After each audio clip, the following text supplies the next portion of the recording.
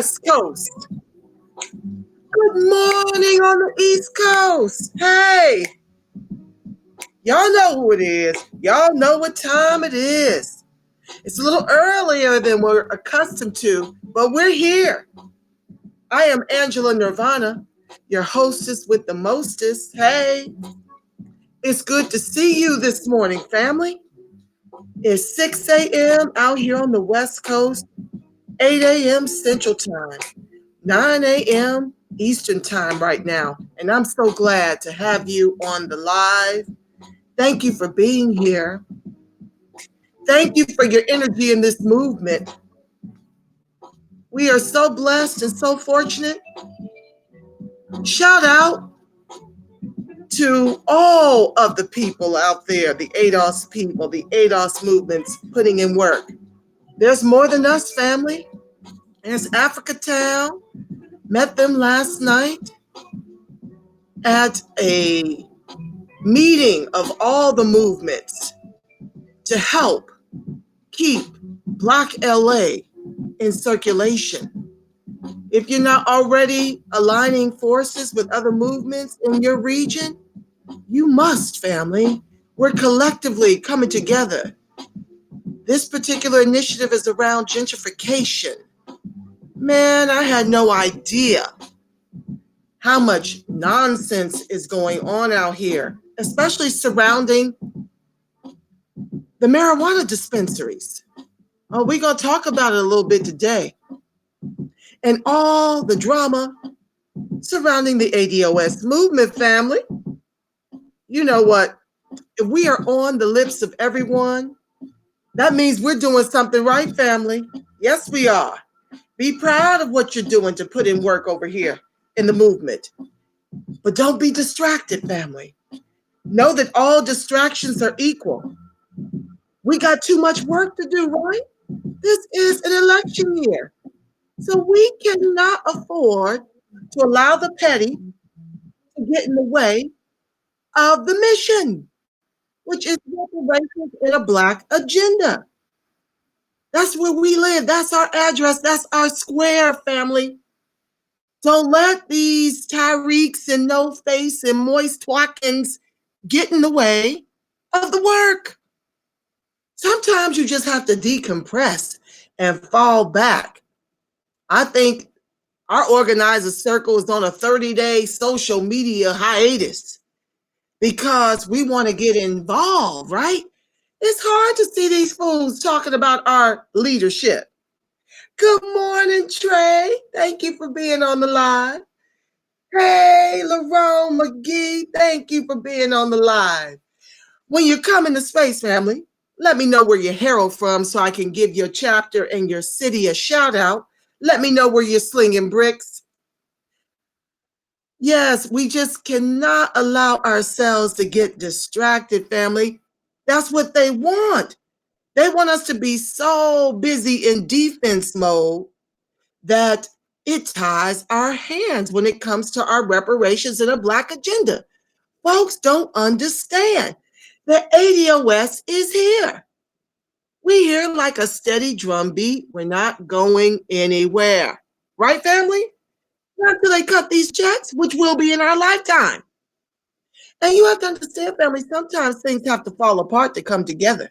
You cannot be afraid to show up and vote down. So I'm going to get into all of this with my amazing guest, Tony Blount.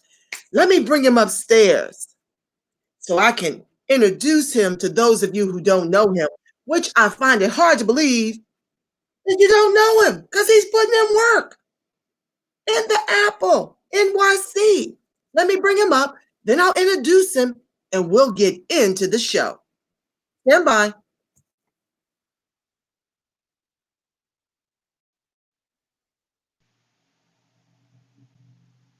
Good morning, Tony. What's going on? What's going on? Oh, doing this work, putting in the work, letting folks know that we're here to stay, letting my audience know that I'm so grateful to them for wherever they're swinging and throwing bricks at all of this white supremacy, from all colors, honey. I mean, white supremacy is not a color. I told y'all last week it is a class. It's Yeah. about money. So don't get it twisted.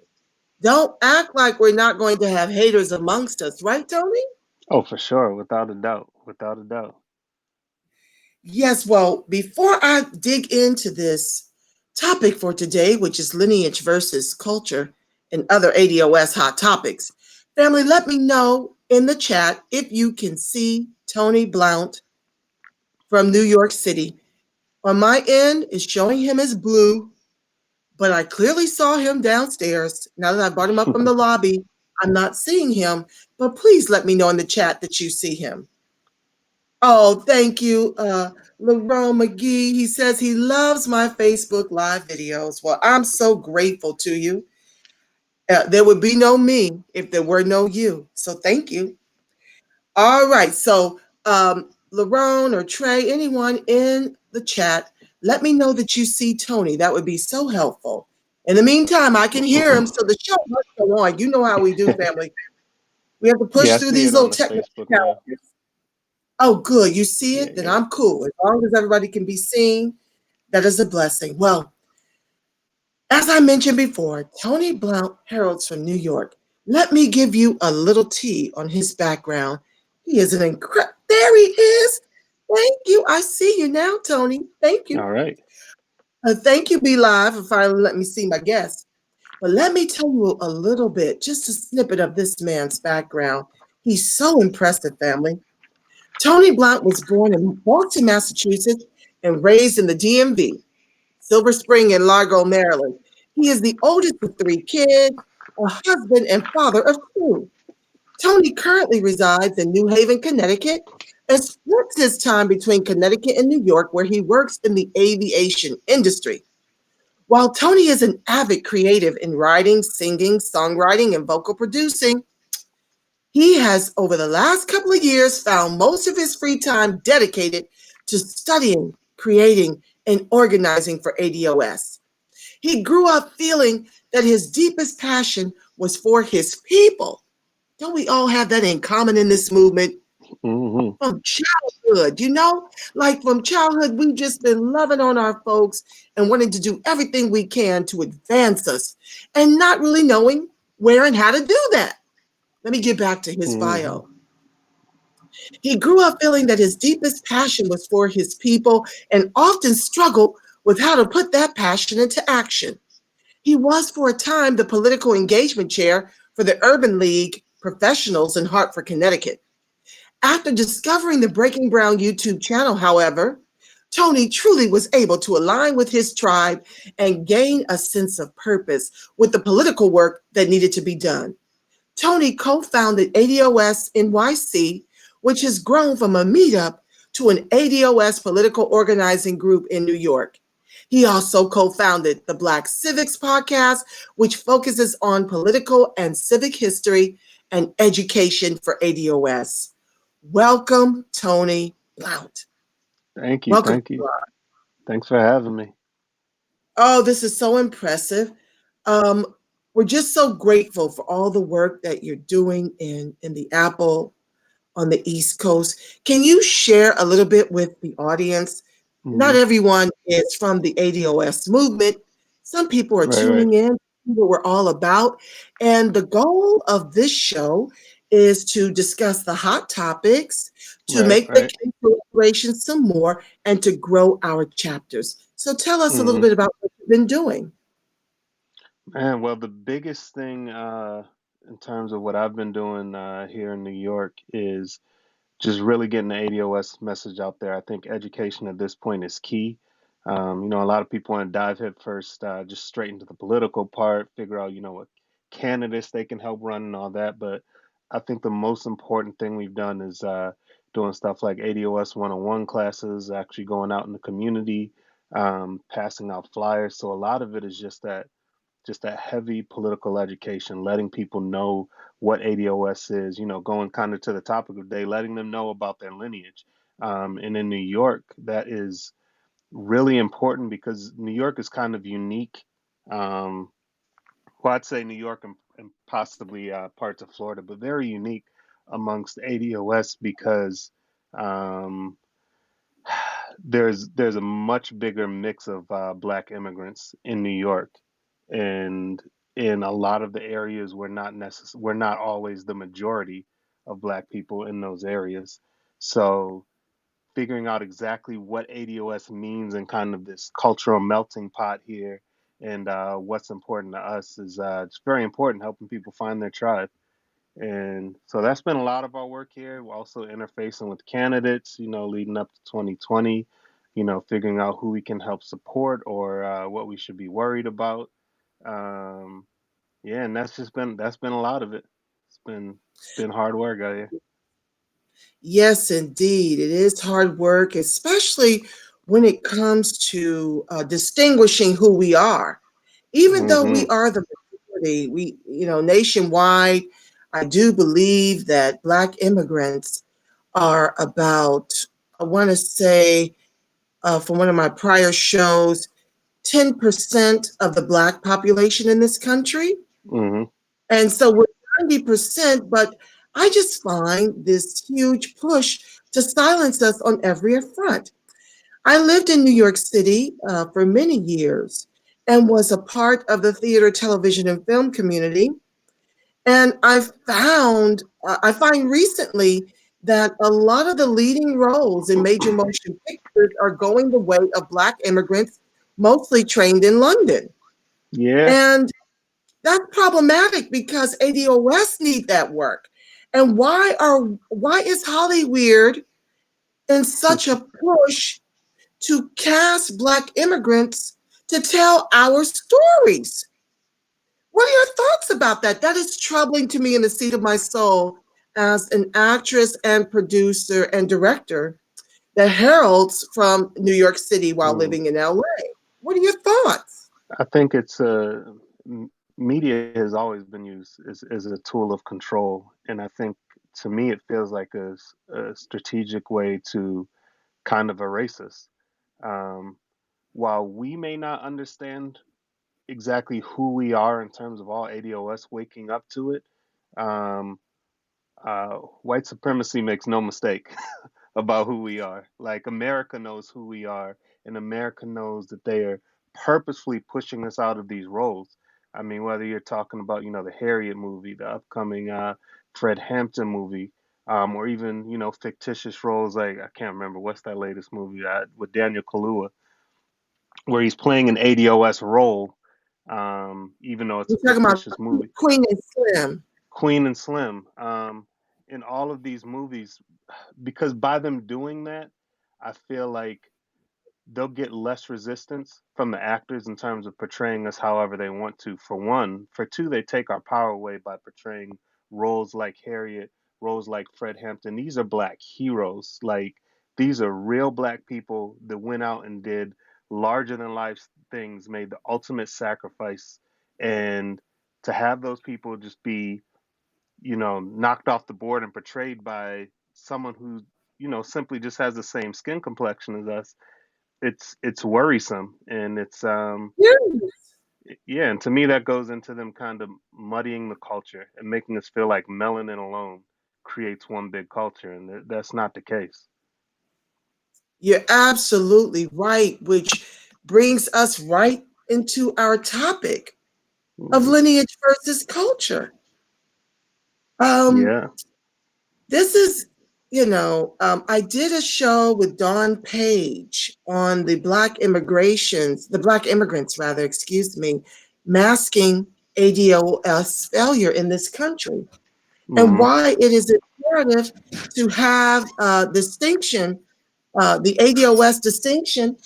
Why is it imperative to have the ADOS distinction on the census so that we can really get to the brass tacks of where the resources need to flow? And how are we going to be able to do that if we are the legs of the table everyone eats from? There's a high rate of homelessness amongst us. How are we going to be counted in that census? And as of late, I hear that they break out some distinctions on the census, but Hmm. I've been encouraging everyone to write in. ADOS, the acronym, and spell it out, American Descendants of Slavery, so that we can push for the next 10 years to have the distinction on the census as ADOS. Because when you lump us as Black Americans or African Americans, it's easy for us to get lost in translation. What are your thoughts It about is. that, Tony? Um, I definitely agree with that. In terms of us, uh, being distinct on the U.S. Census, I think that it's important before we even get to what happens with the black immigrants. I think the first part is that we have to accept that we're American first. And I guess what I mean by that is we have multiple centuries of stake in this country. We've been here for, 400 years, 200 years, whenever our direct ancestors were brought here. So we've been here for a long time. And it's almost as if we we define ourselves by the oppression that happened to us. So we define ourselves by, well, America is whiteness. And so therefore, I don't want to claim to be American. So I'm just African or I'm just black. And by us doing that, by us not being willing to claim that we are American, that we built this country, that everything about this country interweaves with who we are. And it's not just about blackness because, as Yvette said before, we're both the slave and the slave master. American culture is our culture.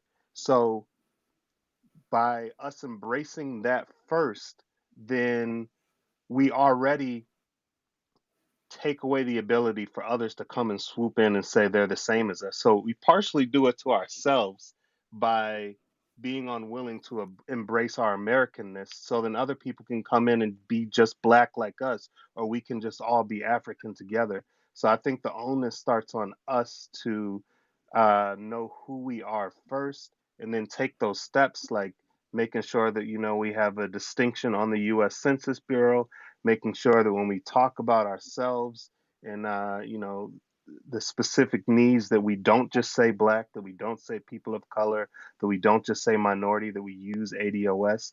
We have to take this lineage based thing and insert it into culture is the new way to identify ourselves. I totally agree with you. And you're absolutely right. I mean, this is why we have Pan Africanism Hmm. and, this huge Ghanaian push to return to Ghana. Like, it's been a lot of foolishness going on Yeah. to try to run from the fact that we were here before America was even formed. We've been here Yep. since 1618. America wasn't formed until 1776. Exactly. And I think a lot of people miss this is you can't just think of America as just a plot of land. You have to think of America as the nation. And the nation, we are a part of it from the beginning, like you just said. And I think we mix that up a lot when we're talking about Africa versus America or well, the Native Americans were here first.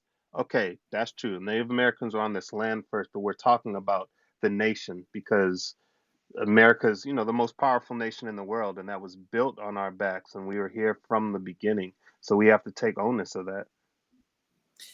And I totally agree. And I just loved when Yvette Carnell wrapped herself in the American flag Yeah. and and taught us, right, that political education, which you spoke of prior, is so imperative because it is, and I know you can attest to this too, that it's in watching her and Antonio Moore teach us Black politics Hmm. that we came to understand that there is a huge price tag tied to us There is. identifying, aligning, and distinguishing ourselves from the Black immigrants. This is no shade, but it's Yep. also beneficial to them, like you just mentioned, to be united with us. Like they put on Blackness when it serves them, and they put on Hmm. whiteness when it serves them, right?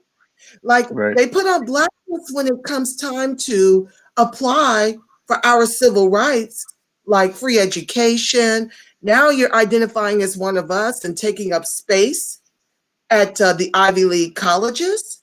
Okay, of the Black people at the Ivy League colleges, um, they're like 40%. We can't even get in. They take Yeah. up the seats, take up the space using African American to get those entitlements. When oftentimes If they're black in this country, they come from money. You can't be poor and black and be accepted into this country. You've got to come with money. Yeah. Wouldn't you agree? Oh, most definitely. I think the thing, you're talking about colleges. That's a prime example of where something that should be reserved for us is being utilized by others by masking themselves as being us. That black quota is filled up with black immigrants in Ivy League colleges. And I have no problem with people working hard and achieving something and getting into school. But what I have a problem with is when there's a limited space or space is going to be created based off of something that we're owed or something that we've worked for, it being taken up by someone else who who does not have the same debt owed to them. Um, so, like I said, it goes back to why it's just super important for us to make the distinction of exactly who we are, and like whether it's affirmative action, whether it's the colleges, and I kind of struggle with.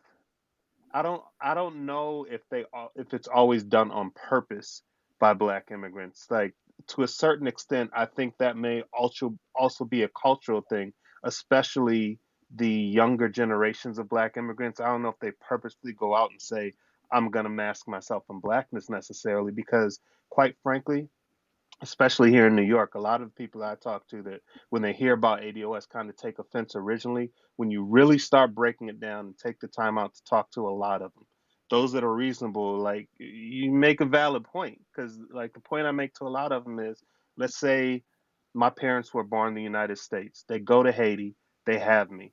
I'm now born in Haiti, so I'm Haitian, but I have no lineage there. And then now all of a sudden, they're fighting in Haiti for reparations. Let's say they've won and they're going ahead and gaining their reparations. Should I now get a piece of that? Is that okay for me to do that? And their answer is always no. And it's like, that's the same thing here. Like, so I'm willing to, be an ally in your fight for what you need, but you got to understand that it's got to work the same both ways.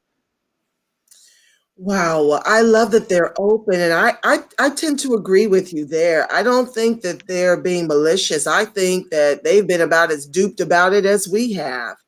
You know, and once you have a conversation and shed light, it just makes sense. It Yeah. makes sense. Wonderful. Thank you for sharing that. Let's see. Um, ADOS is defining lineage as the ticket to restitution.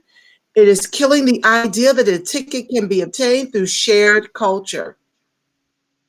Is there anything more you wanted to add it to that talking point, Tony? Yeah. So, man, I just think the I think I kind of touched on it mostly earlier, but just the idea of just simply being black or simply being African American or sharing melanin. I think this goes back to the media. I think a lot of times, and this is hopping a little bit off of just the immigrant portion, and also just talking about culture in general. I think Yeah, people like please. Jay-Z, like Oprah, are used to make us believe that we can propel ourselves forward using culture alone.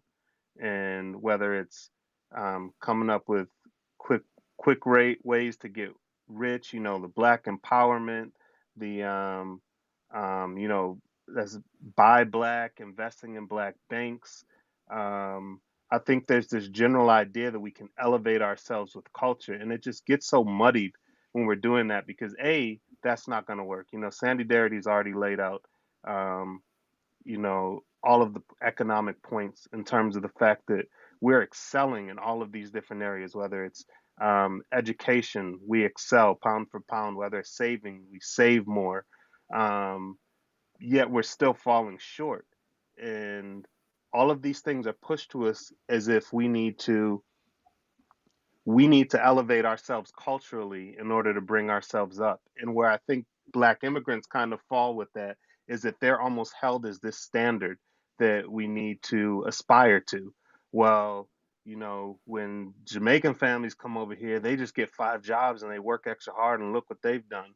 or they'll point out a Nigerian family to us that came from wealth anchored in their country and say, look at what they're doing well, and they got into this and that Ivy League school.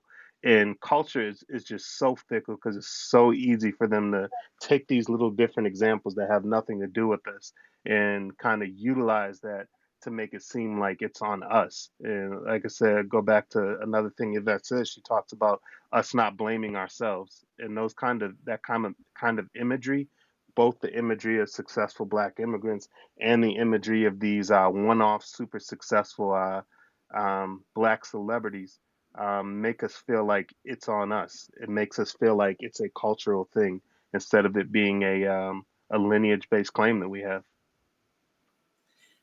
That was beautifully put. Well said. I mean, the Black immigrants, like you see it often in Hollywood, they want to make this claim that they're better trained.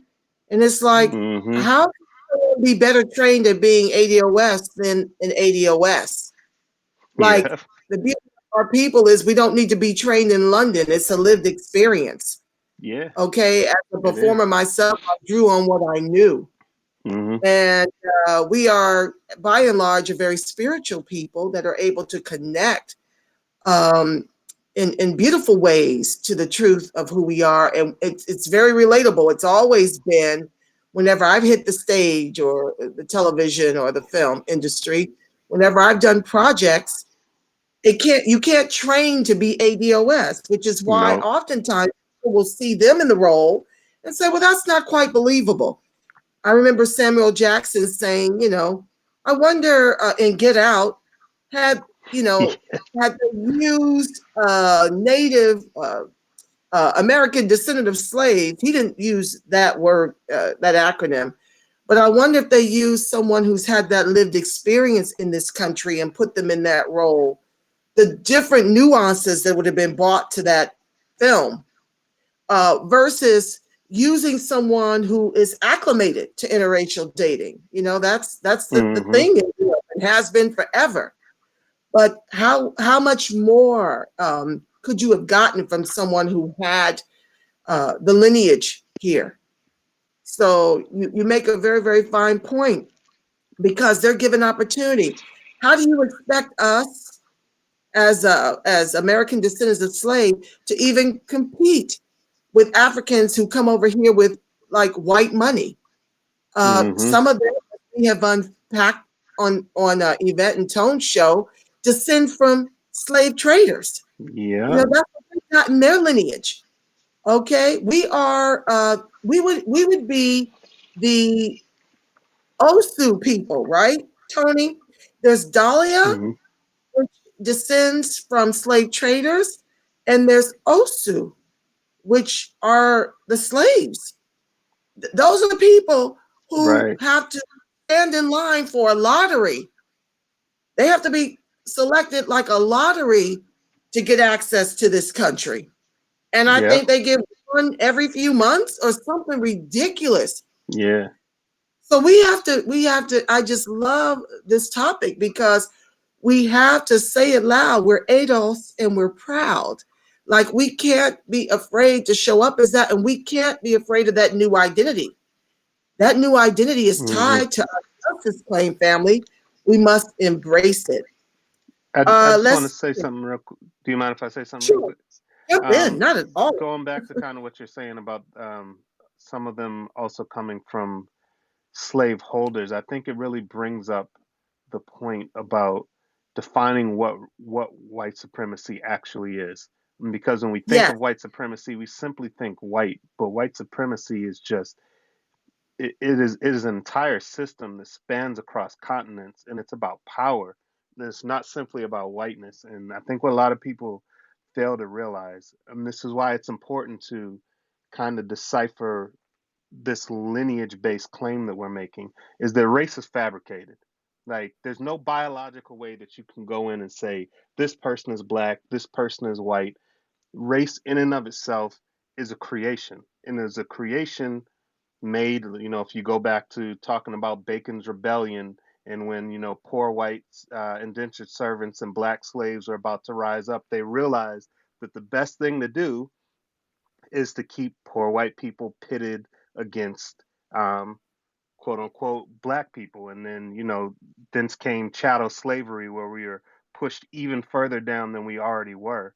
Um, but race has been used as a divider, race is fabricated, and also it creates this imagery of everybody versus the white man. So it's all of us, it's white women, it's you know, LGBTQ community, it's Latinos, it's all of these people versus the white man. And what that keeps us from doing is it keeps us from recognizing that the slave trade was so much more complex than just the white man. Slaves are already being traded before white people got there. They didn't just come on shore and start snatching people up. Like this was this was business. These are business transactions and business dealings that there are people in different various African countries right now whose family have still benefited from the slave trade. And but we don't see that because we say, oh, Africa, which is a continent, not a, which obviously, we've talked about that, how we Right. can't keep referring to Africa like it's this one country, but we look at it and say, oh, we're all African. Oh, Africa is my home. Oh, no, no, no, no, no. There was a whole bunch of people that made a whole bunch of business transactions, and you are on the product end of that. And as the person, as that product that now has built this country, you need to get your due, and you need to understand who you are in the system first, and understand that this is bigger than just the white man versus black people. Like, and that's the danger. That's why we're getting so much pushback now because us Oh waking yeah. up to that reality that this is not simply white versus black or everybody versus the white man, and us knocking people out of our claim, white knocking them out, LGBTQ knocking that out, and not saying that all of these different various groups don't have our claim, but being specific about what ours is, and that it's not just about the white man versus us, is about America paying its due to us is important. So I think we really got to like knock out this whole white supremacy thing. It's important to really know what happened um, during when the slave trade started and what role a lot of these different African tribes played in it. You better say that there. That was a mouthful right there. And didn't they trade us for things like material and alcohol Yeah. and things of this nature? Like, I mean, oh my God, they just threw away our lives. And they oftentimes want to excuse it that they didn't know it was going to be as horrific as it was. Um, you know, I don't really, I guess because it was Mm. different. I don't know if you know much about the difference between enslavement in Africa versus enslavement in this country. But it seems like we had the most heinous of it all. Oh It was yeah, the like most heinous of it all, yes.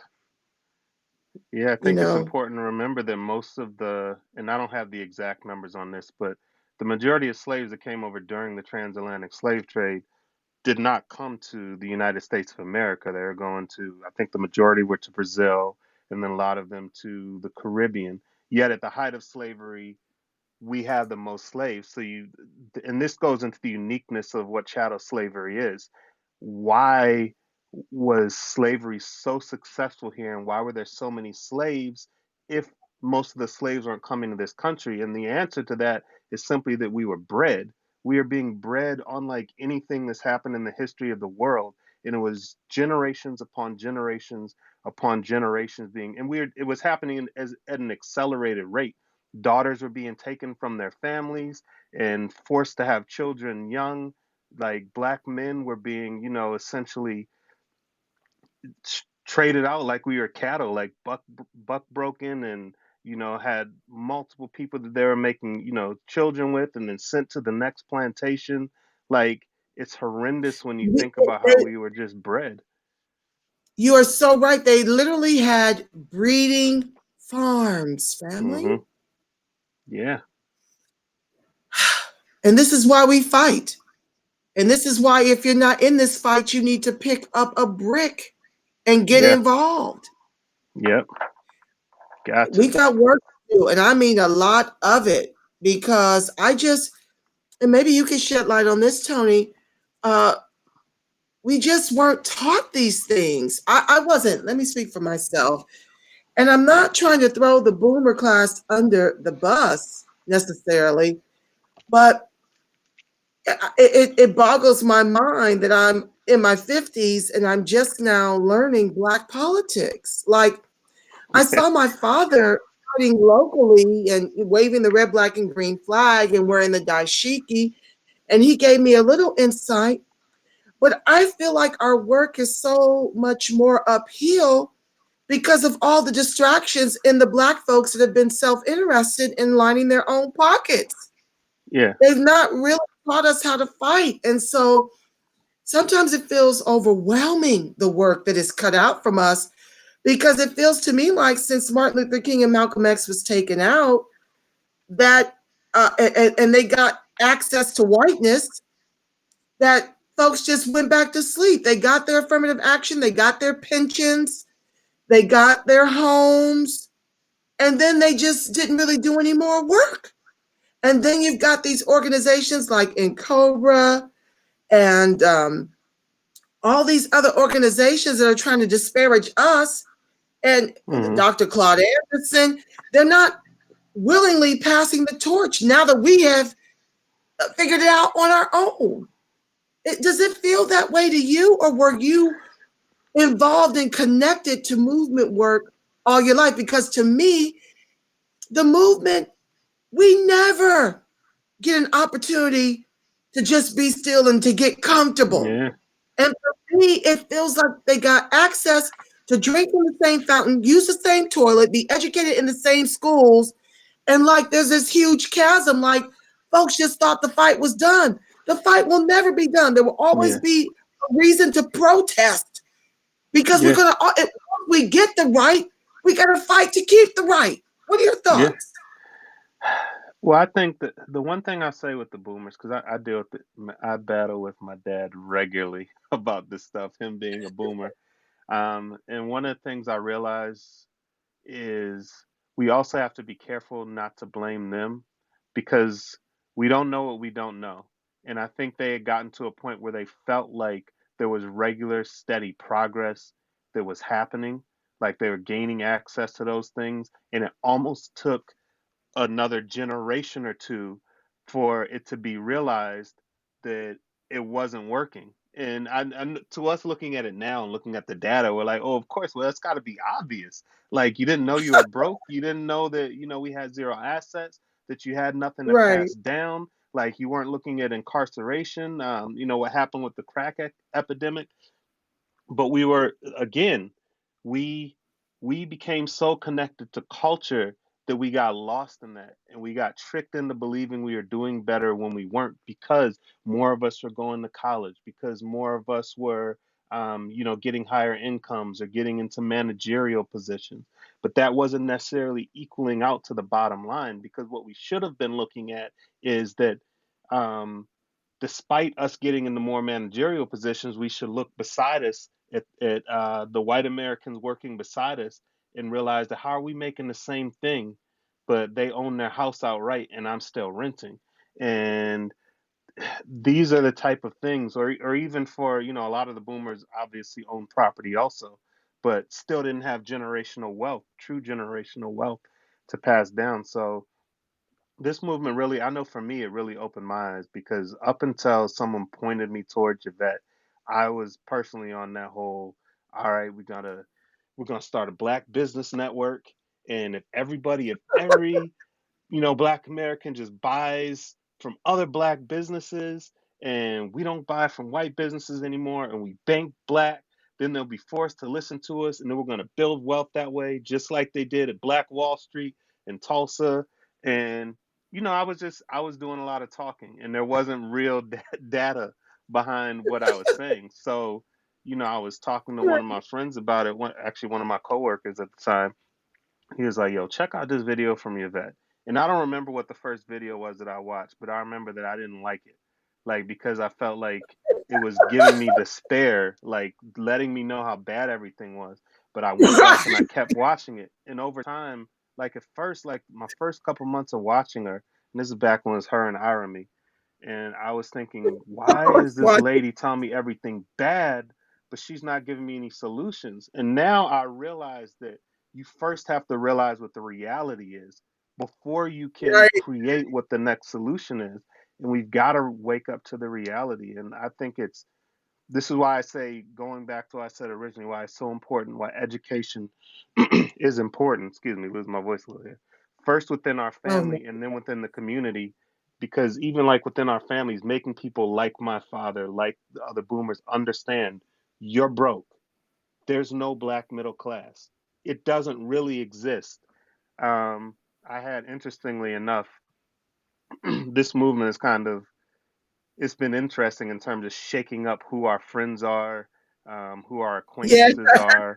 I kind of got into a back and forth, I want to say a month or so ago. Like, some of these surrogates of Bernie Sanders, you got, Killer Mike, who I admire. I like a lot of work that he's done. However, Mhm. I don't necessarily like the However, fact he seems to blindly be on the Bernie train. It doesn't make sense to me. And then Phil Agnew, who actually I went to college with Phil Agnew, who co-founded the Dream Defenders. And when he was talking some of the Bernie points, I was going back and forth talking about, ADOS and the importance for the push for reparations and lineage base, and how Bernie's not giving any specifics for ADOS, yet he's identifying these other groups by name. And his response to me was, well, I don't feel like rich black people should get reparations. And my response to ooh, that is, what rich black people? right. There is no real black wealth. Yes, you can name individuals, but this idea of black wealth, like it doesn't exist. And even It for sure those that doesn't. does, if I happen to be one of the extremely few black people that has built true wealth, and I've had to, bust my butt to make it happen, and I still have this claim like that I'm owed, you're telling me I shouldn't get that because I had to work triple as hard to get ahead? That doesn't make any sense. But like I said, in his response was that he's for poor people and lifting up poor people, period. And it's like this, like I said, it goes back to this muddying of culture, making us feel like there's this allyship between us and everybody else that's against the white man. And that just doesn't exist because everybody else is going to get the benefits and we're going to remain on the bottom. You, man, you are knocking it out of the park this early in the morning. I want to piggyback on what you said to remind our viewing audience, uh, just in case any of you are confused about how dire our situation is, how on fire we individually are, which makes us collectively on fire. Of $107 trillion, white folks share $100 trillion. 90% of Black folks, that's ADOS, predominantly share 700 billion with a B dollars, household dollars. Mm-hmm. And there's 10%, which we know to be comprised of a few ADOS and a lot of Black immigrants that share $2.3 trillion. Yep. Okay. So do understand this is the beauty of what we've been studying with Yvette, right, Tony? The fact that we're on the bottom. We are in the fight of our lives Yeah. to prevent from becoming the permanent underclass in the country our ancestors built with their lives. Yeah. And all this decadent veil and the Obamas and the Oprahs, they Oh are there man. to keep you asleep and to make you Mm-hmm. believe you come up. That's why I love the ADOS movement. We have moved beyond identity politics. And folks, don't get it twisted. Folks want to act like we had nothing to do with Kamala stepping down from this race, that we have nothing to do with Cory Booker, who will be leaving the race soon because he can't raise any Mm-hmm. money. This work that we've been putting in, the revolution that's being Twitterized, Yeah. has been a wrecking ball this election cycle. Why do you think everybody's coming for us? Why do you think they've been identifying us as Russian bots? Why do you think they Mm-hmm. got ADOS coming for us? Tyreek and all of them are a part of this chicaneries. Okay, I wouldn't be surprised if they were being paid off to try to decimate us. But this is no different than when it was back in slavery, right? Okay, all it takes is to watch Django and you see Samuel Jackson's character kissing up to whiteness at the expense of blackness. This has been going on forever. Okay, so just know that we have no money. We've got to fight. And I'm here to tell you, family, don't let your situation get dire. It took for me to walk away from a six-figure income and not be able to recover it as fast here in Southern California and to go through a loan modification process while the banks dragged it out to try and foreclose on my property. Mm, Okay. Education and job experience does not close the racial wealth gap, family. nope. And it's not uh, pull yourself up by your bootless straps or reparations. It's both and. It's both and. You still, I mean, folks act like we just sitting around waiting for them to cut a check. If that were the case, we'd be amongst the homeless. We've always pulled ourselves up by our bootless straps. Yeah. We've always on family as our reparations when we hit rough times. Shout out to my family who's been there for me when the hour Mm-hmm. was darkest in my experience. They helped me stay afloat, but guess what? Many of us don't have that. Many of us don't have family that we can turn to help. And I mean, my family helped, but it wasn't like they gave me money. Uh, they lent me money. Yeah. Okay. What are your thoughts to that, Tony? Anything you'd like to add to that? Man, that was a lot. That was well said. I think there's a couple of things you said to the first part where you're talking about, the eight kind of among us and the people being sent in to disrupt, and the success that we've had in terms of, kind of exposing people like Kamala, like Cory Booker. I think one thing I want us to keep in mind as this thing goes on is we get better and better at exposing the truth. They're going to be better and better at masking people amongst us. Um, and this is kind of going back to what I said, excuse me, about the Bernie campaign. One of the things I noticed that his strategy is a little bit different because I think the Angela Rye's, the Joy Reids, they're easy to identify by us, and once we wake people up to what's going on, it's easy to see what they're doing. But the Bernie strategy of grabbing people like a Killer Mike, like a Phil Agnew, like the Nina, I can't remember what the young lady's last name Nina is, but people Turner. who have some of these people, yeah, people at least when you're talking about Killer Mike and certainly Agnew, they have done real work in the field. They really have made significant change. They seem to be truly passionate about doing the work, and that's where things get interesting when you when they pull over things like that and we're going up against people like that. It helps make us appear to be the enemy, and I urge everyone to stay on your square because more and more people that you admire, people beside you, maybe people within your own family, are going to be used, whether they know it or whether they don't, to silence us, to vilify us, and to make us look like the enemy. The easiest thing for them to do is get people close to home, to get people that have done the real work. So I think the biggest thing is staying on this data, like know the data at the end of the day, be able to talk about why we're truly poor. Because at that point, it won't matter who we're going up against, whether it's someone within our family, whether it's Barack Obama himself, it doesn't make a difference if we know the data is the data, period. Um, The so I data think it's is the important data. to know that. And to what you were just saying about, I've been talking a lot lately how it's important for those of us to now know better, to tell our story, to talk about what we've gone through in families. I mean, I won't go into super detail, but I'm dealing with them family of, me and my siblings working to help take care of, parents. And um, a lot of our generation are doing that financially, where it should have been the other way around. The parents passing down something to us. We're now helping the parents, um, just dealing with making a good income, but realizing that you don't have the same things as your peers that have that generational wealth passed down.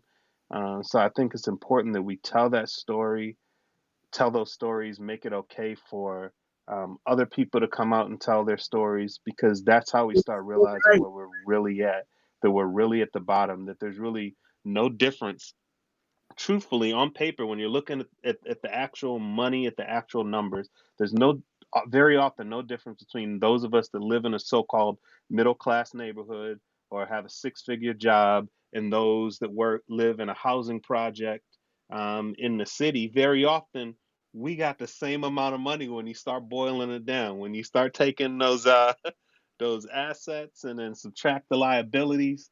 Like, a lot of us that seem to have more can be even more in the red than those that seem to have less.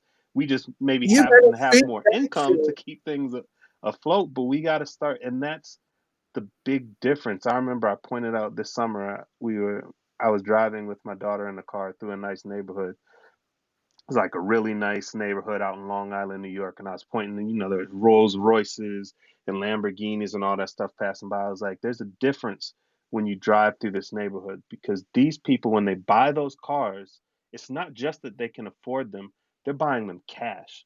They're buying $100,000 cars flat out cash. And it's a big difference between us, where we're saying, okay, this is how much income I have, how much can I afford a month? And we often don't realize they're playing a whole different game with their income when you have generational With wealth that's our been passed wealth, down.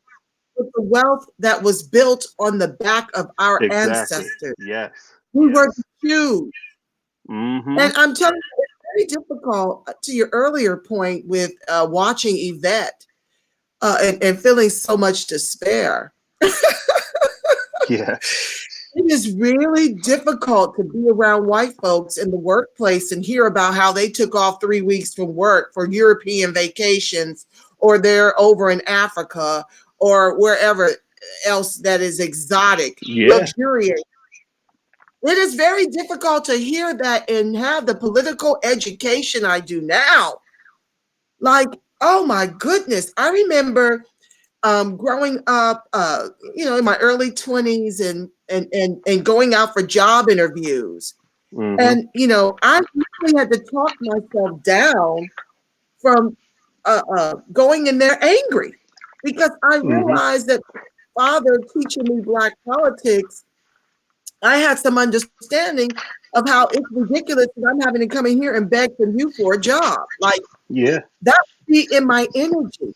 And I literally had to dismantle that to get along, just to get work. It was so Yeah. difficult to take a part of me and put it on the shelf just for gainful employment. But I Yeah. find myself, I work in the courts, and I find myself just like, how in the world are you able to do that if it weren't for this Mm-hmm. huge wealth transfer from Yeah. my people? We created the fact that you're able to go Right. off and do 3 week vacation while I have to stay put. I can't take my daughter on a 3 week vacation. I'd lose everything. Most of us are just a paycheck away from being out there with the rest, sleeping in cars and carrying on, especially if you don't have family that can pull you out when you're in a Mm-hmm. bind. This is serious. Yeah. And to your earlier point, it is imperative, because people will look at me, look at my home, and really believe I've got it going on. Look at my car and believe that. They would not even understand. A lot of what I've come through is Mm-hmm. why I, because I know this personally and firsthand, and I'm humbled. I'm gainfully employed by a majority Black owned company, but I mean, I still have challenges affording health care. Obamacare is ridiculous. They Yeah. wanted $14,000 from me, and I'm making half my income that I once did. They want 550 a month, and then they Mm. want 8,000 deductible if I have to be hospitalized. I have to have a conversation with God and say, Yeah. "You're my great protector on high. You must keep me well because I can't afford to be sick." While Yeah. people want to sit here and brag about Obamacare, that stuff is mad expensive. I can't afford that living in California. And that's another thing, Tony. You know it firsthand. When you live in New York City and you live in California, $100,000 a year is like making 30,000 in Yeah. some. They don't cut it. That So don't you're cut it. absolutely right when you say making six figures. It's not like you've arrived. Nope. You're just able to meet the needs of where you live, most of us. Exactly. So when you're working at half that, you don't have as many luxuries and benefits. You certainly can't put much away. Yet, you can't invest, you can't start a business and Mm-hmm. struggling on a job where you're making less than what it costs to really be okay Mm-hmm. in these bigger cities. And you Yeah. say, well, move. But it's no different because the bottom line is there is a gig economy happening out here.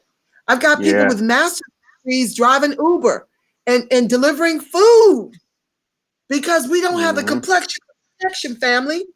You could show up speaking Spanish all day long out here in California. You don't have the complexion for the protection. You're not going to get that job if Yeah. you don't have any position to hire you. Yep. And even when we're in a position to hire us, we can't. Our hands are tied. That's a Exactly. little token going on. They're not hiring you. Mm-hmm. So I would highly recommend for those want a solution, like Yvette said, you have to be your own solution, family. Yes, you've got to pull yourself up by your bootless straps, come up with some type of online business. Okay. That's the way you got to do that because online they can't discriminate against you. And that's your own thing. You gotta find a way to get engaged and get involved with very little of your money. Okay. And you got to do movement work. I went to not one, but two meetings last night. We are in election year. There's no time for anybody to lay in the cut. And to that point, Tony, I want to ask you because I've only got you for a few more minutes and I do want to read the comments. Mm-hmm. Just a side note, family, I will be on the Tamara for Georgia show. Uh, and I think it's 11 o'clock Eastern Standard Time. So that's 8 o'clock Pacific Standard Time and 9 o'clock. Oh Lord, I get it all confused. 10 o'clock Central Time, 8 o'clock Pacific, 11 o'clock Eastern. I will be over on her show as a co-anchor talking about homelessness. If you want to tune in to Tamara for Georgia on Facebook, YouTube, Patreon, Twitter, Instagram. She's multicasting now. I'm still working on figuring that piece out. But while I have you for just a few more minutes, Tony, do you have to race off right now, or can I keep you for just a few more minutes to ask this last Yeah, question yeah, I and got to a read? few more minutes. Okay, great. Can you talk to, uh, because this is the part where everybody gets to be a part of the movement. And we Mm-hmm. really need us to move as a block this election cycle Yeah. if we are going to be effective. Mm-hmm. Now, I know many of us are afraid to death of having Trump for another election cycle, and we have managed to make Trump the priority over our own people. Like, this is crazy to me. We're on fire, and yet unseating Trump is the priority. Okay, could you please explain the importance of showing up and voting down ballot? Yeah. So, man, I don't even know where to start because this, to me, it's so critical for us to show up because this is the time we have to flex our power for the Democratic Party. The Democratic Party only wins because of Black people. Without our vote, they can't win. Without ADOS, they can't win. And I think when we're they always they constantly try to play this game like, well, we need to win this election. This is the important one, and then we'll get to our issues.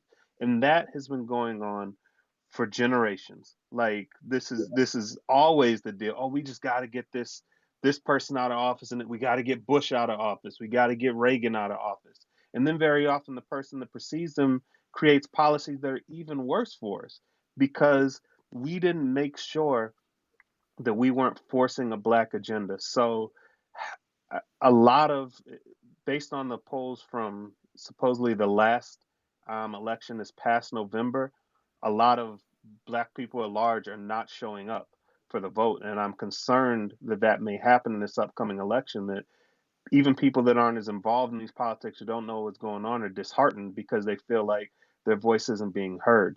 But it's important that you can't just not show up to vote. You got to show up to vote. By voting down ballot, you're essentially saying, I'm going in there into the voting booth and I'm going to vote. But if that person does not have a specific ADOS agenda, if they are not for reparations, including cash payments, then I'm not voting for them. I'm going to write in ADOS and I'm going to move them down to the next line and keep moving down. And it's important that we do that and that we go to vote because then you're going to make sure that you're voting for your local issues and for your local politicians. And those are very often things that affect you the most and the policies locally that roll up to your state level and that roll up nationally. So we got to make sure um, that we show up for that stuff. And what that does, the difference between us going in and voting and showing that we're voting and that we're voting Democrat um, is for the purposes of polling and for the purposes of it being a known thing and an actual statistic that can be shown that we did show up. We don't want any mistake. We don't want them to just think that voters aren't coming out and they just need to figure out how to get more of us out. They need to know that we're activated, that ADOS are activating the community, that we know what we're owed, that we're telling them that we have to have a specific agenda, and that if they don't do it, then we'll watch the Democratic Party go up in flames until they decide to get in line. Because we need to ask ourselves, what is the worst that can happen at the end of the day? How, if we're really talking about the data, how much worse has it been for ADOS under Trump? Now, culturally, I know that he certainly has incited white supremacists and all that, but how much worse has it really been for us? And the truth is, we weren't doing well under Obama. We weren't doing well Thank under you. Clinton. So we have to stop, take pause for a second, and do what needs to be done to get the right person in. This is what the Tea Party did with the Republican Party. When they decided that these are the things that we want, they forced their hand. And it didn't take a ridiculous amount of people that made that happen. It took loud, vocal people that knew what they wanted. I'm not saying I'm down with the Tea Party or anything like that, but their strategy worked. And we need to use that because this is what other groups do within the Democratic Party. The LGBTQ movement, they make sure that they are listed as a bullet point on actual campaigns. Why are we not listed as a bullet point? Why is no one saying specifically ADOS? And these are the set aside policies we're going to have for them. Women, they get listed as a bullet point, but ADOS did not get listed as an actual bullet point. Immigrants, that's a huge one. Like, you have a Democratic Party that's out here pushing for people who are not even citizens of this country to gain extra rights when we are still a bottom caste. Like, it's very interesting that a lot of this has to do with detention centers for immigrants and how they're being treated in these detention centers, which is mind boggling because more of our children are in detention centers. And to be honest, and I'm going to try to get the data on this later and post it up on my page, but the conditions of a lot of these immigrant detention facilities are better than the conditions of other federal detention facilities where our people are being held. So you have non citizens that are being treated better in a federal detention facility when we haven't been paid reparations. And then we're doubling up by paying taxes for those federal detention facilities that they're being treated better in than we are. So these are the reasons why we have to show up because other groups are showing up and they're being specific. And if we don't, we're going to be erased because the Democratic Party is working overtime to replace our vote to make it so that within the next decade or so, they don't need our vote anymore. That's what this big push is about. with immigrants. So we got to show up. We got to show up. If anyone wants more information on the down ballot strategy, please check out Black Civics. You can go on we're on basically every podcast platform, whatever you use, Anchor, Apple, Spotify, and we do have a down ballot episode that was our last episode that was put out that can give you much more information on that. Myself, Chris Lodgson, and Kimberly Davis been working overtime to kind of put these out, put a lot of effort into that specific episode because it's an area where a lot of people have a lot of confusion. I am so thankful to you for that information. Thank you for sharing. And family, you absolutely must go and check out Black Civics podcast. They are just so enlightening on so many levels. And like I said, this is a time for everybody to get involved with this movement. You got to go out Mm-hmm. there and sound the alarm. The house is on fire. We are on fire, Yeah. family. And this may be one, maybe it may be the last election cycle that we can make an impact. And we don't have money, Yes. so we've got to use the power of our vote.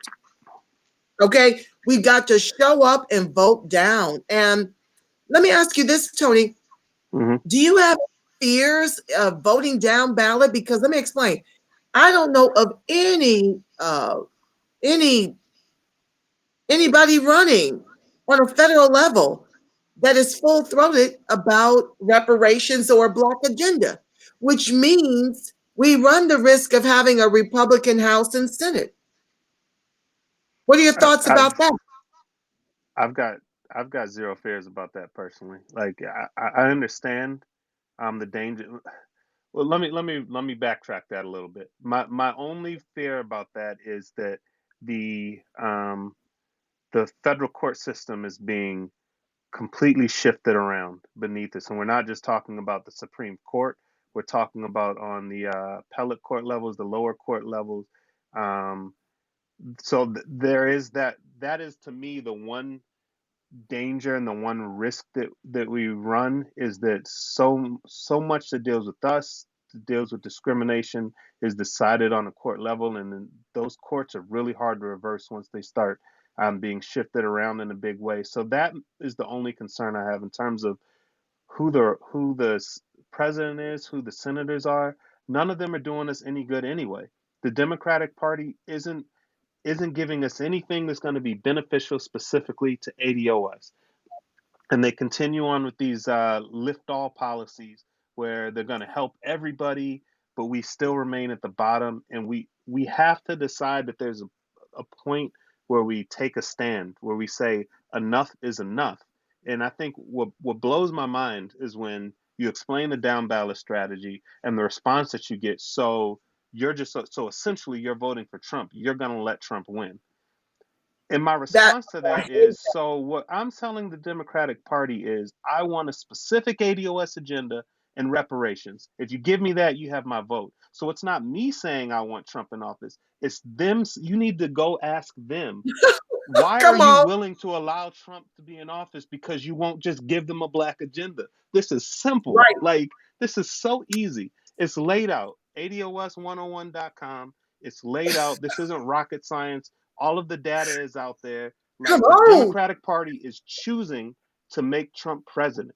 And part of me is wondering if it's on purpose for what they can do after that. Like, it doesn't make sense to me. You're not just give us a black agenda, you get our vote.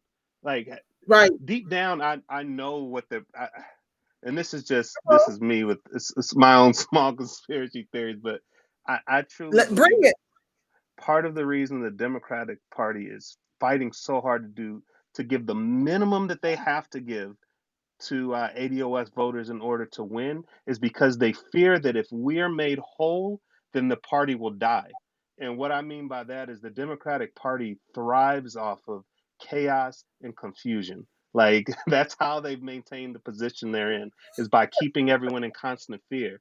ADOS who've been made whole no longer need a party that simply exists on that fear. Now all of a sudden we can make independent choices about what party we want to be in based off of how we feel on various different political issues. And a lot of ADOS and it's a whole deeper conversation. A lot of ADOS may choose to be conservative after that point. Aligning with Democrats is simply because it best aligns with our needs. And I think the Democratic Party is truly worried if we're made whole, their party is torpedoed now because they can't retain us through fear anymore. But I it'll love be to their it. demise. It definitely will be. I just love it. I think I'm gonna create a meme after this show. Uh, that speaks to that very point. Why are the Democrats allowing Trump to win by withholding reparations and a black agenda? We've already Yeah, said we get to vote in exchange for those things, but they're so accustomed to us being the mules of the Democratic Party. They're yeah. so accustomed to us getting trapped in this voting for lesser of two evils. Mm-hmm. But for me, it's like the difference between being murdered, with rifles versus the gas chamber. There's no Yeah, difference. We're you're still still gonna dying die. out here. Yep, So I don't. exactly. I love how you flip that because you know that they love to blame us for the last election when Trump won. So Mm-hmm. for me, what you're telling me, Dims, is that shut up and just come and vote like business as usual. Don't make any demands of us while all the other groups can make demands. But the minute we make a demand, everybody's coming for us. Okay? Yes. Because we're not supposed to make demands. Come Mm-hmm. on. We're not supposed to expect something in exchange for our vote. This Yes. is really Yep. this is really scary when you think about it, family. Yeah. But Now. let me read some of the comments. I have one more Mm-hmm. thing to say to that, and it just kind of fell out of my head. So when it comes back, I'll cite what I was about to say. But Carl Perry, wait, let's go back up. Okay, we're Carl A. Perry says we're threatening their cognitive abilities. Monica, hi Monica, thank you for being on the live. Thank you, Carl, for being on the live. Okay, what's my thing doing over here? Monica says, we weren't taught, and our children are being taught less. It is sad how unfamiliar and uninformed we are about our own history. Monica, that's a very, very valid point. But guess what? Guess who it's up to teach them? It's up to us. Yeah. My daughter, one of the proudest moments is when she's helping get her young people together. Because why? She hears Yvette running in the background constantly. She hears Tone. Mm-hmm. She hears me in the ADOS SoCal movement. She has to Yes. go to these meetings with me. Like my daughter will not be learning Black politics over 50. She's getting it Mm-hmm. right now from since around Yeah. 2014. She's been when I was working the Bernie Sanders campaign, she's been hearing this constantly like a drum beat. She can't escape it. And Mm-hmm. so, family, it's always been on us to educate our children. They never talk about Black history in the schools. That's by design. So each of us has Mm-hmm. got to be pivotal and instrumental in making our own. We have to create our own history courses for our children, just like they have to do geometry and chemistry. In order to get certain luxuries, Genesis has to read a book on her heritage. She has to understand who she is as a descendant of slaves, and she has to turn in chapter reports. Okay, Mm-hmm. so we have in these classes, and if she doesn't produce, then she can't go to the party.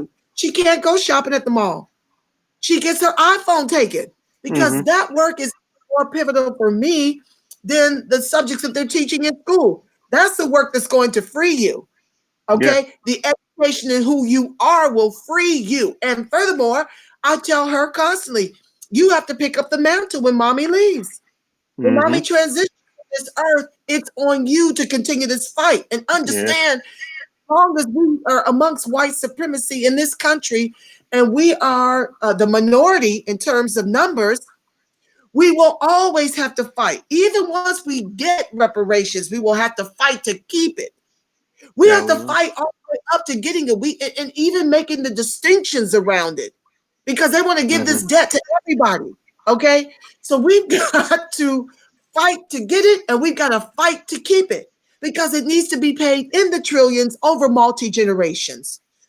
So Yeah, please, please, family, put this show on all your speakers in the house, and make your kids be around it, even when she's just around it. And then she has questions, and then she goes and educate.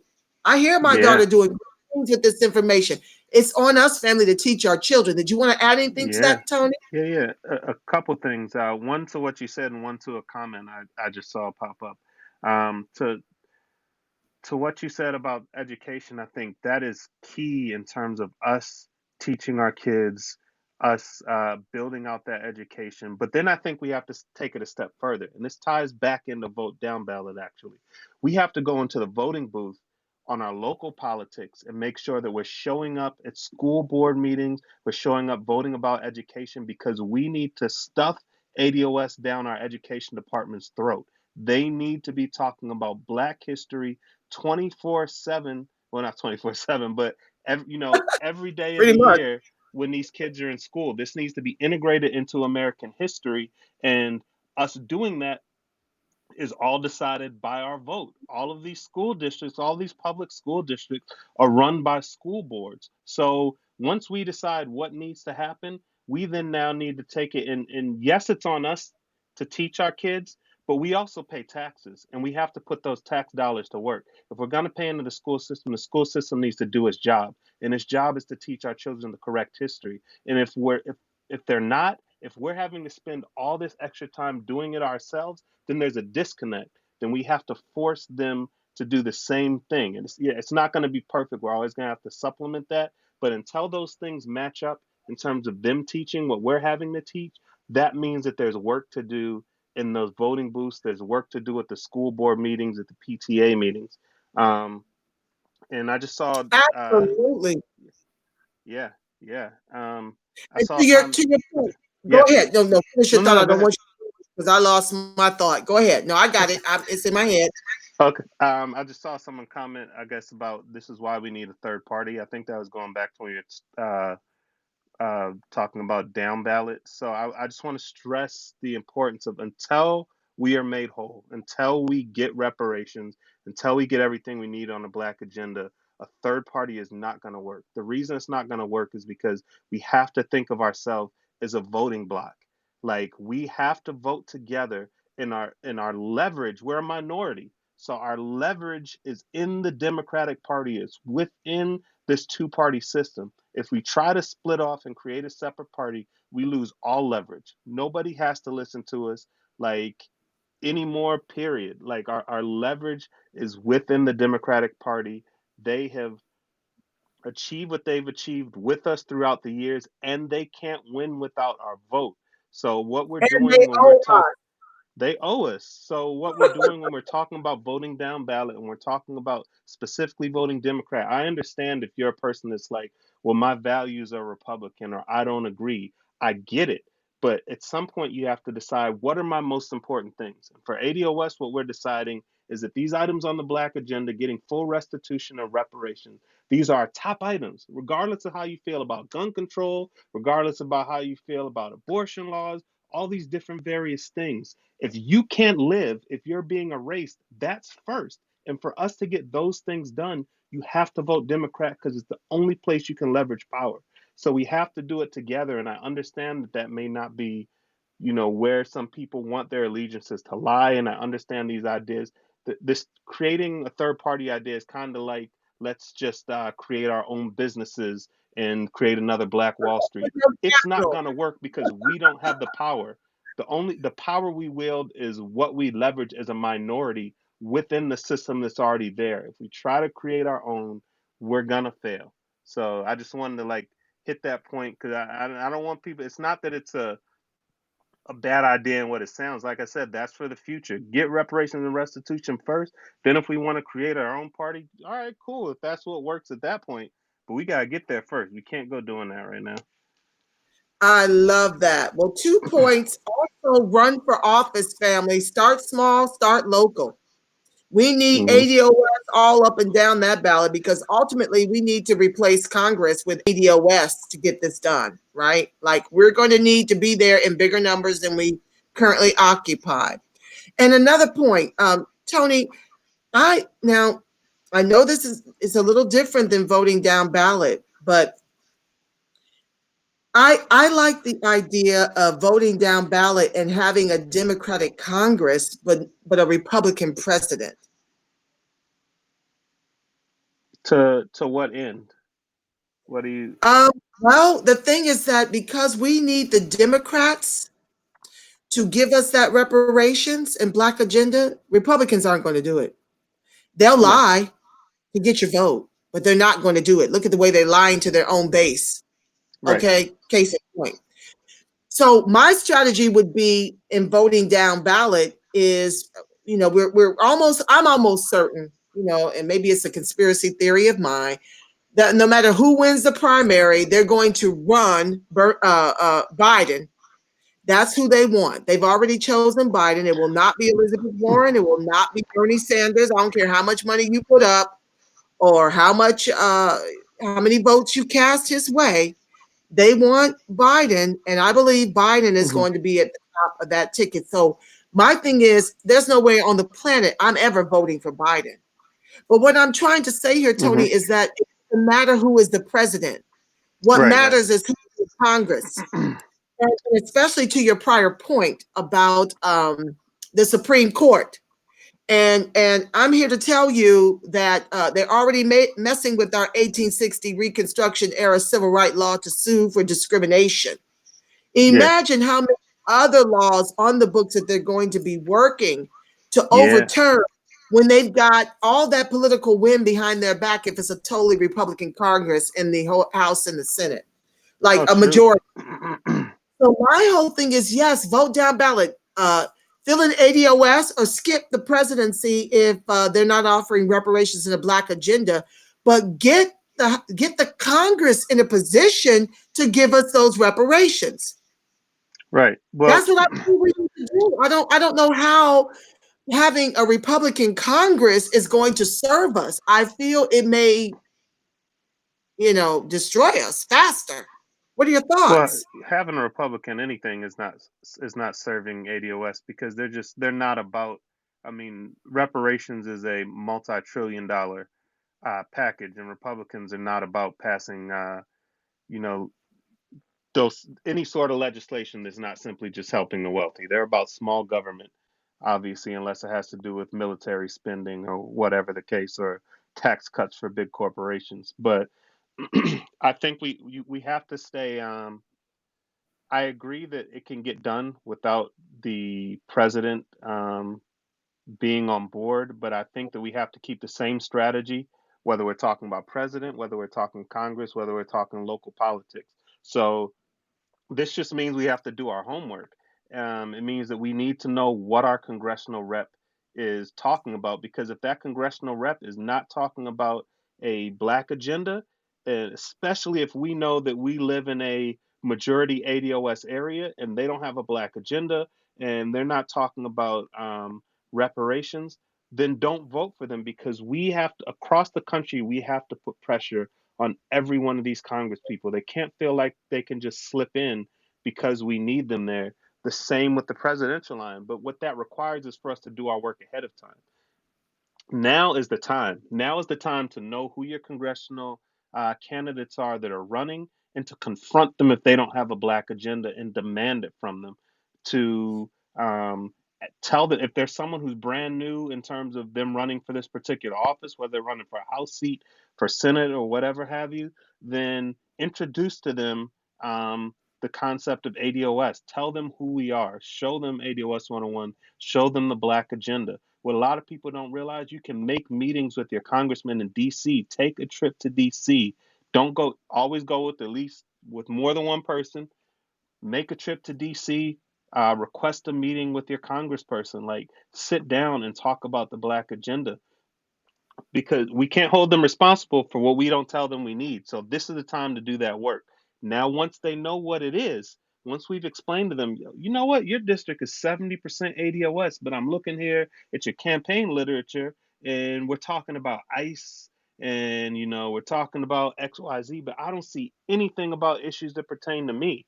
Like, once we've told them that, if they decide to still run on that and you're sitting there in the voting booth, no vote for them. We're writing the ADOS. We're not, because they need to remember that meeting. They remember we need to. We told them that they're not. We're not voting for them. We're not handing off our vote unless they give us something in exchange. And like I said, it's the same strategy for all of them. But yes, if we, I think the great part is that these congressional reps, especially Senate's a little more difficult, but these congressional reps are much more accessible. So we have time to make the push that we need to, or to find a candidate to run against them. I just love that. Okay, family, we're gonna blow it all up. That if they don't offer reparations in the Black agenda, we are blowing up the system. It That we are. stops the election cycle, family. That's what I'm hearing from Tony, and I love that clarity. And I thank you for For that. sure, for sure. Family, we discussed last night at Saving Black LA, Save Black LA, which, like I mentioned at the top of the show, all of the movements are getting together around this gentrification issue that is displacing us and causing us to be homeless, causing us to flee LA.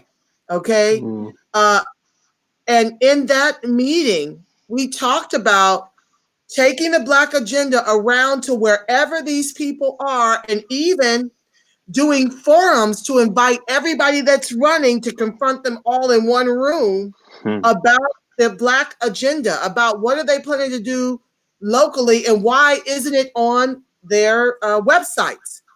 If that's what they're intending, they can't just say it and not be advertising it, right? Because we know that that's a trick bag, that they're not really going to be doing what they're going to promise you in the moment. So everybody can do this. You don't have to do it within the confines of the ADOS movement, but you must still do it. You must show up. To Tony's point, we can't hold them to do anything for us if we don't make a demand. yep, Now is the time. October will be here before we can blink an eye. Get in the trenches and do this work. Real yes. quick, Carl, thank you, Tony. I'm going to read through the comments quickly and make little comments. Carl Perry says, I'm a boomer and proud of my historical background. The killing of Medgar Evers sparked many questions in me. I was only 9. I thank you for sharing, Carl. And let me be clear, I love our boomers. I don't mean to place blame exclusively at your feet. If that's what anybody heard and what I shared, I apologize. I'm humbled by all that you had to endure. But I do believe that some of the boomers that I named earlier in Cobra, Dr. Claude Anderson, I believe that there is this chasm in their understanding that it's time to help support us, not disparage us. And Hmm. I see far too much of that from the boomers. I don't know what that stems from. Are they jealous that they've been doing it for 40 years and haven't made much traction?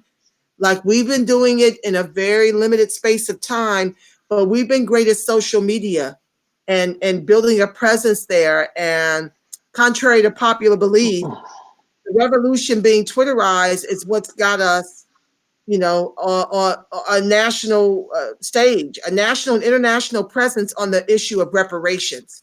That is directly due to the ADOS movement. I don't care who preceded us, never heard of you. Okay, thank you, but I haven't heard of you. I know that Shireen Mitchell, to Monica's point, what did Angela and Joy do?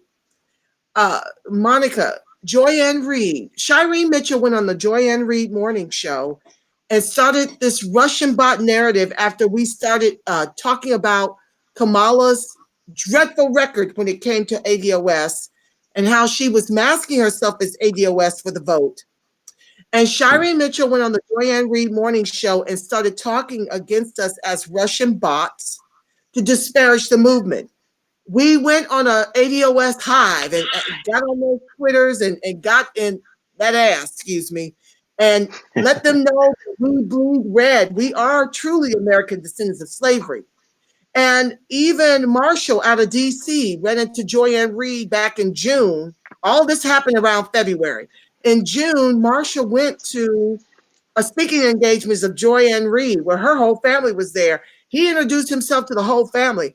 and let them know who we are and share it with them. And they seem to have understanding after that exchange. The next thing you know, Kamala is dropping out of the race. And now the Russian bot narrative starts all over again. So they can't say that they weren't clear about who we are. Okay. Yeah. Uh, Tony, did you want to add anything to that? No, I think that's just it's important for us to just keep shouting from the rooftops who we are, to keep farming our families and stuff like this. I think the boomer thing to me is more of, I think they were just more entrenched in a false reality for longer. But I think when we give the information, when we're willing to teach, I mean, just within ADOS NYC, there's plenty of boomers that have come over and joined us in the movement. So I definitely don't think it's something that boomers in general are against us. I think, like I said, they're just a little harder to pull out than our generation, because um, the younger generation, at least certainly for me, like I've never I've struggled the entire time. Like I've done all of the right things, all of the right pieces, and still not seen this white picket fence like I see my counterparts getting. So I think it's different for the boomers because they saw that white picket fence. They just didn't see any they didn't see any growth after that. There was no generational wealth after that. They were just able to get their white picket fence. And so it's hard. It's like I always think of this ADOS, the movement portion of it, as like pulling people out of the matrix. And I just think of the boomers as they're just dug into that matrix deeper. They're in a deeper sleep. Like it's just a little harder to pull them out because they're deeper in that dream state. But once you're out. Once your eyes have been open to what the reality is, what the real data is, where we are as a people, what we're owed. I think this is something you said earlier when you talked about you going to these jobs and you are angry. I think it's important that once we know the truth, that we always stay just a little bit angry. I think that anger can be a positive thing sometimes because it forces you to keep fighting for what's yours. And we have to recognize what is ours. We have to recognize that we truly built this country and everything that we went through, that it's ours. Like, take pride in that flag, take pride in the fact that you built it. Like, you built it, but we didn't have a say in how it was built. So we should be mad when we see other people gaining the benefits of that. And that anger should direct us towards doing the necessary things that we need to do to be made whole. And right now, that necessary thing, the biggest thing, is politics, policy. That's the area that we have the most control over right now because we have a justice claim. So, just stay a little bit angry and, keep, like I said, keep pulling people out of that matrix once because it is possible, whoever they are, whatever generation they are, just keep working at pulling them out of that matrix. And there are going to be people like the Joy Reads, like others. Some people aren't going to be able to be pulled out because they already know what it is and they're purposefully working against us. So we're going to run into that too. But, for the rest, like, we just got to keep working to pull them out. And if you're here, you are definitely amongst the woke. And I thank you so much for that. Carl Perry says, not when your family was drug addicted, alcoholic, and dysfunctional, chronically in the prison industry, poor and dependent. This has shed light on the condition of many Black communities. Thank you, Carl, for sharing that. Absolutely. I think that he's speaking to the portion of the show when I talked about being able to turn to your family as a form of repair. Yeah, And how you can't do that when your family was drug addicted, alcoholic, dysfunctional, chronically in the prison industry. it's Yeah, true. this is how you end up homeless when you don't have support. Yeah, Seriously, family. And I'm saying that don't allow your circumstances. I'm sure everybody here understands where we are and everybody that tunes in. But I hmm, do need you to understand the importance of not just taking in the information, but becoming active. Don't let a yeah, crisis hit you before you get involved. You've got to get involved. There is no way this do for selferism is ever going to free us as a people. nope, You have to be steeped in collective upliftment. Okay, from the chest. You cannot waver. And you have to be willing to do whatever it takes to turn this Titanic around. We are at DEF CON 4. You understand what I'm saying to you? It is Yeah, code red. yeah, It it is is. code red for OS. And so now is the time. This may be the last election cycle that we can make this kind of impact. And all we've got is our vote. That's all the capital you've got is your vote. I think And what you've you're got saying. to leverage it in a way to get what we are Mm-hmm. owed. It is a debt for slavery and ongoing systemic racism, Yes. oppression, and disadvantage in the country our ancestors built with their lives. Yeah. I'm going to say it every show until you become one with what this is. It's not welfare. Mm-hmm. Tony, No, to what you just said about how this is critical, this may be the last election. We have to show the Democratic Party who we are this election. Because I think a lot of people don't understand what we're saying when we're saying how critical this is. This is a marathon in terms of getting everything we need, but in terms of flexing our power to the party, this party is seeking to erase us. And if we simply hand over our vote with nothing in exchange, like I'm telling you, people don't see what's going on. The Democrats gerrymander just like the Republicans do. They know what do. ADOS are in what district, and they're working overtime to shift these districts to diminish our power, to diminish our voice. And part of the reason they're working so hard on this immigration stuff, on this DACA stuff, is to appease Latinos that they are trying to pull over, even though it's a separate thing. We know a lot of Latinos, once they are made white, shift over to the Republican Party. But either way, they are trying to bolster, Democrats are trying to bolster their base with every minority group they can so that they don't need us anymore. And once they accomplish that, this is over. All this talk about third parties or I should just vote Republican or I'm going to stay home. Do that if you want to. Because once the smoke clears, if that's what you choose to do and you don't choose to hold the Democrats' feet to their fire, you've got no chance anymore. We've got no voice. We've lost it. We are, like I said earlier, we're a minority. We have to work based off of our leverage. Like, we have to. Like, I hope people just really understand what's going on. I think a lot of people, this goes back to the original topic. It's almost like the Democrat and Republican Party become like sports teams to us, and we're rooting for our team, and we think this is a good versus evil type thing, and it's not that. The Democratic Party, these people at the top are working for power at our demise. And they're, like I at said, they're our gerrymandering expense. just like the Republican Party does, and they know how to diminish our power. And that's what they're doing right now. At the end of the day, they won't have to give you anything. They already won't put black or African American inside of legislation. They'll only say disparaged groups, minorities, people of color, Come on. disadvantaged communities. Like in Yep. legislation, we've already actually been erased. So now, if they take away our voting power, like it's game over. It won't matter anymore. We'll just be shouting into the void while they work at passing the Green New Deal and opening up the borders, completely replacing us with everybody else that comes in and now gains the benefits that we never got.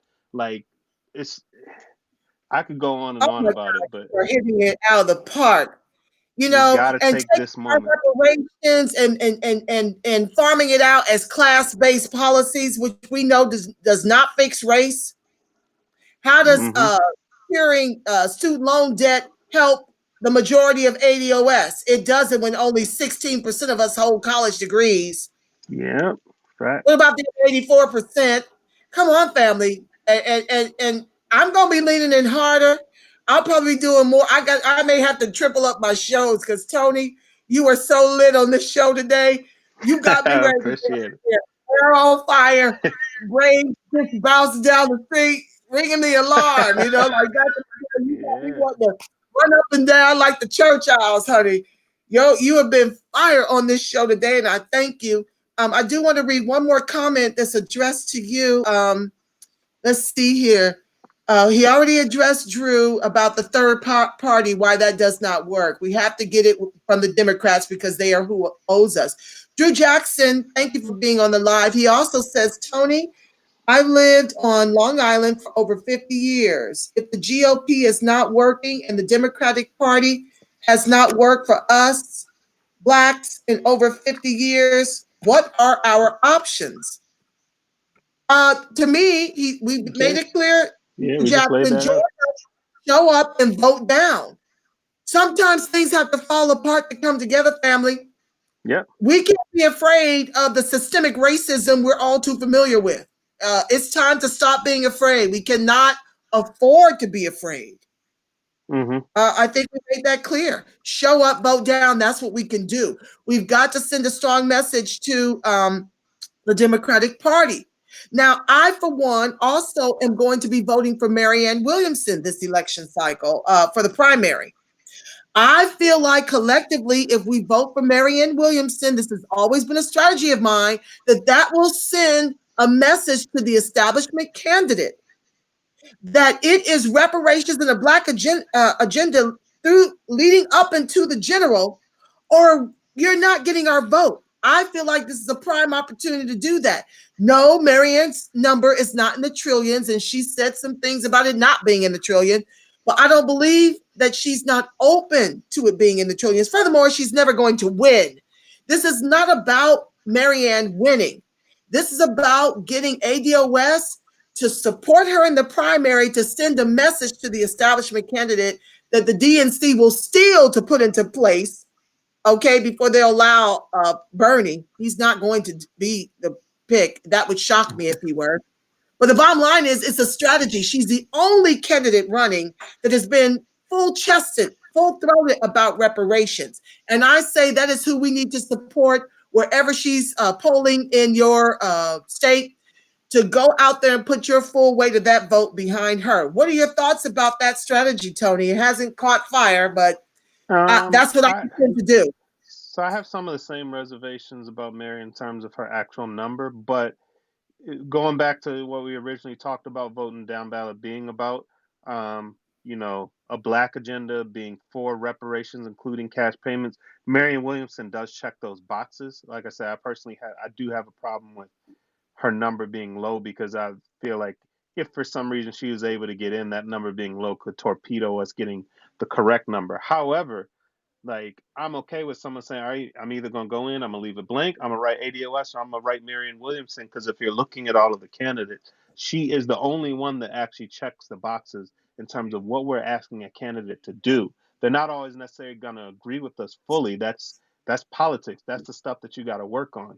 But in terms of actually representing a true black agenda, naming us by name, going out being willing to speak on why we're owed something by the US government. She's the only one doing that. So I personally would see no problem in someone writing her in. Like to me that makes sense. That's something I've thought of myself, but I think that's what we all have to do. Like, and if we're really We have to if we're do it. tuning in to Yvette and Tone, if we're reading up, if we're listening to the information, if we're doing, at least a little bit of research, then I think people are going to kind of come to those conclusions on their own, whether it's just writing in ADOS or whether it's writing in Marion Williamson. It'll be clear to see that she's the only one that's actually really talking about what we're asking for. So, yeah, I don't And have a that's big why problem she with that. deserves our vote. I mean, if we're making it about reparations and the black agenda, she deserves our vote. She has been out here educating white people, okay, and getting allies. And don't get it twisted. We need allies across the board, okay. True. Um, and we definitely need white allies. And she's been instrumental in educating them. I can't go into the space and educate them like Marianne. Just listen to her footage. Go to her website. It's clearly there. Unakin to Yeah. the other ones, soft shoe around it and not make it a part of their website or their real platform. So that's what I intend to do.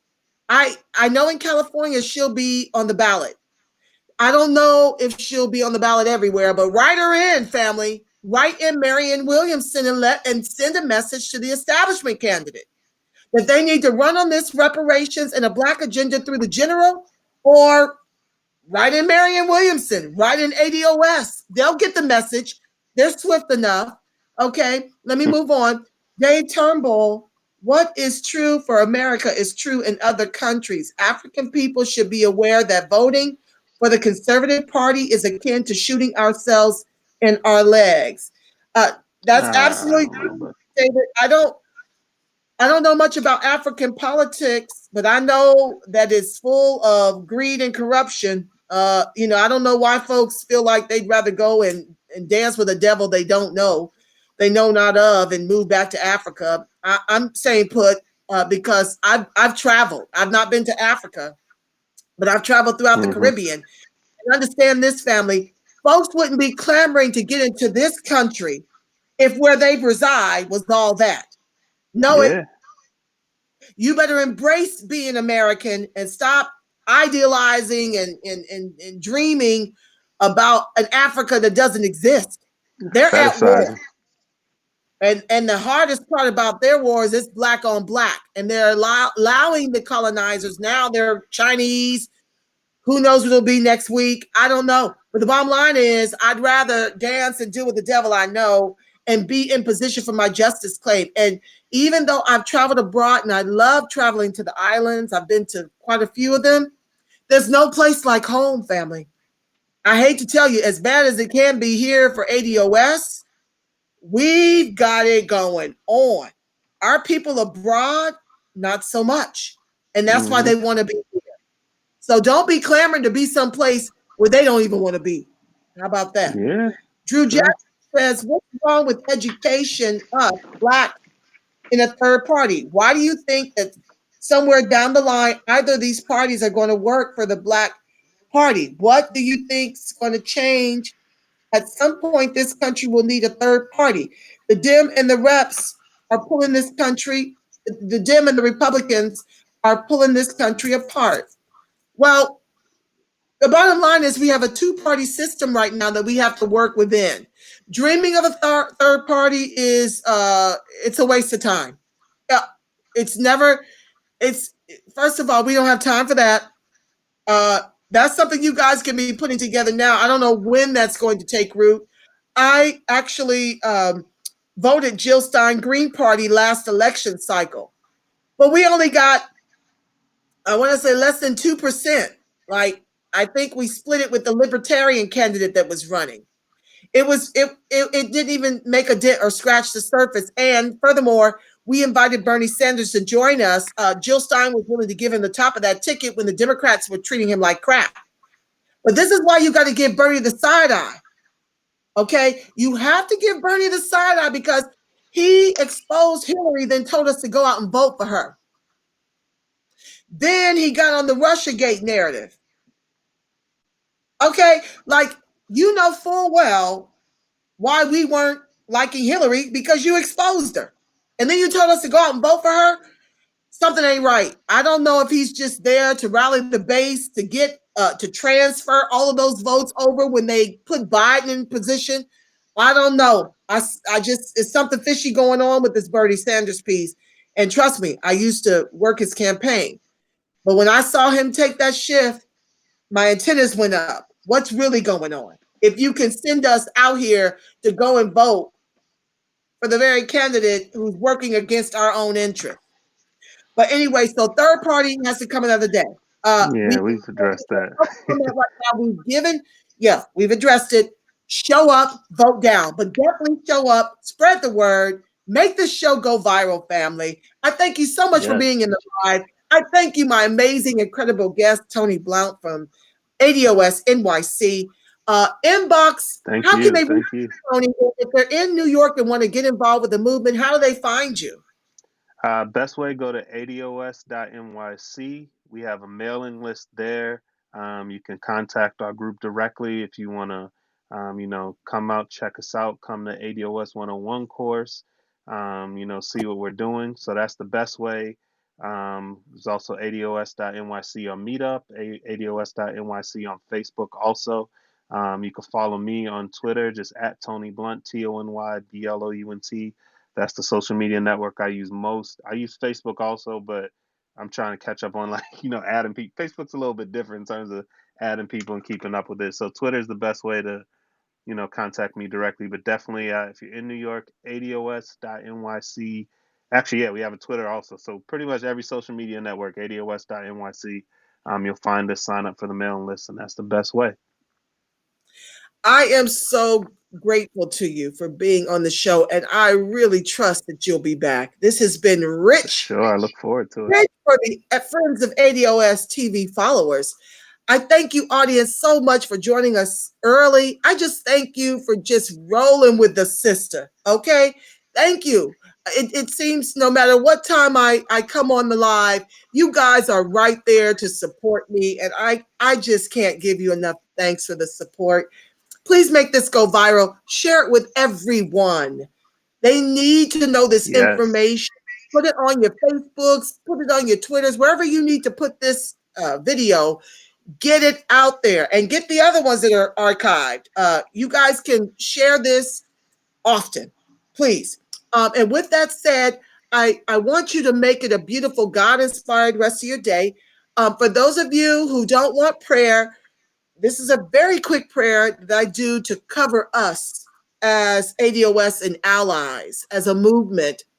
And if you don't like that part because you just don't, you're atheist or whatever your choice is, you're free to check out now. But I want to say right now to those of you who are still on the live that the light of God surrounds us. The love of God enfolds us. The power of God protects us, and the presence of God watches over us. Wherever we are, ADOS and allies, God is.